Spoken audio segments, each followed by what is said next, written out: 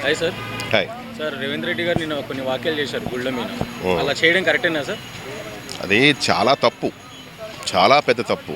ఎందుకంటే రాష్ట్రానికి సీఎం హోదాలో ఉండి హిందువులు ఎంతమంది దేవుళ్ళు, ఎల్లమ్మ, మల్లమ్మ, పోచమ్మ, కళ్ళు దాగే బ్యాచ్ అన్నట్టుగా అన్నారు.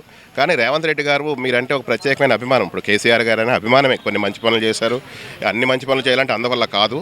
కానీ ఇది హిందూ దేశం, హిందూ దేశంలో పుట్టాం, హిందువులకు పుట్టాం. మీ అమ్మలు, నాన్నలు, మీ తాతలు, ముత్తాతలు ఎవరికి పుట్టారు, వాళ్ళ పేర్లేంటి తెలుసుకోండి.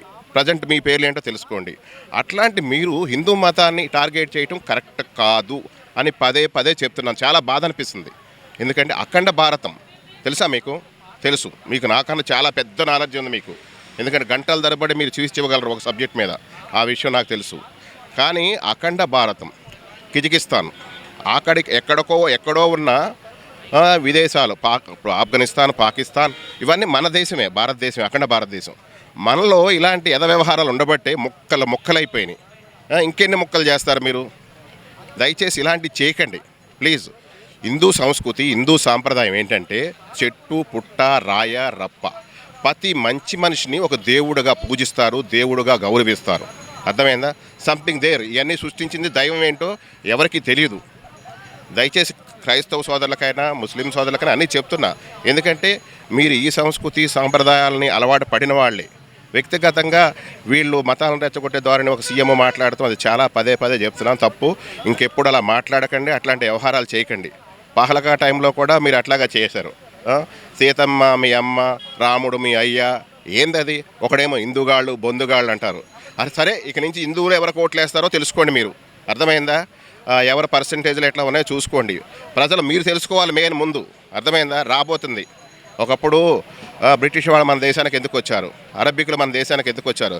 మన దేశం బానిసత్వ దేశం అయిపోయింది. ఇంకా కళ్ళు తెరవకపోతే మళ్ళీ వస్తారు, మళ్ళీ మన దేశం మళ్ళీ నాశనానికి మొదలవుతుంది. ఇక నుంచి అన్న కళ్ళు తెరవండి. ఇప్పటికే ఈ పదవుల కోసం ప్రజలను రెచ్చగొట్టి నానా సర్వనాశనం చేయాలని చూస్తున్నారు. అట్లాంటి జరగకుండా మేల్కోమని మరీ చెప్తున్నా. దయచేసి ఒక రాష్ట్ర హోదాలో, రాష్ట్ర సీఎం హోదాలో ఉన్న మనిషి అట్లా మాట్లాడటం కరెక్ట్ కాదు.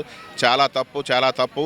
మొత్తం హిందూ సాంప్రదాయానికి, భారతదేశానికి మీరు క్షమాపణ చెప్పాలి అని మరీ కోరుకుంటున్నా. ప్లీజ్ అర్థం చేసుకోండి రేవంత్ రెడ్డి గారు. ఇంకా ఎవడైనా సరే భారతదేశంలో ఉన్న ప్రతి ఒక్కడు కూడా, అతను హిందువైనా, ముస్లిం అయినా, క్రీస్తు అయినా భారతీయుడు, అఖండ భారతీయుడు. మీరందరూ వాళ్ళకి ఇంగ్లీష్ వాళ్ళకి భయపడి మీరు క్రైస్తవులుగా మారారు, అరబ్బికులకు భయపడి మీరు ముస్లింలుగా మారారు. ఆ విషయాలు మీ ఫ్లాష్ బ్యాక్లో మీ మతస్థులే చెప్తారు. అది యూట్యూబుల్లో, ఇన్స్టాగ్రాముల్లో అవన్నీ నేను చూస్తుంటా. అర్థమైందా? అవి కూడా చూసి మీరు తెలుసుకోండి. తప్పు గంటలా మనం భారతీయులు, మనం హిందువులు. ఇది హిందూ దేశం, ఇది భారతదేశం. దయచేసి ఎవడేమో విమర్శించినా సహించేది లేదు రేవంత్ రెడ్డి గారు.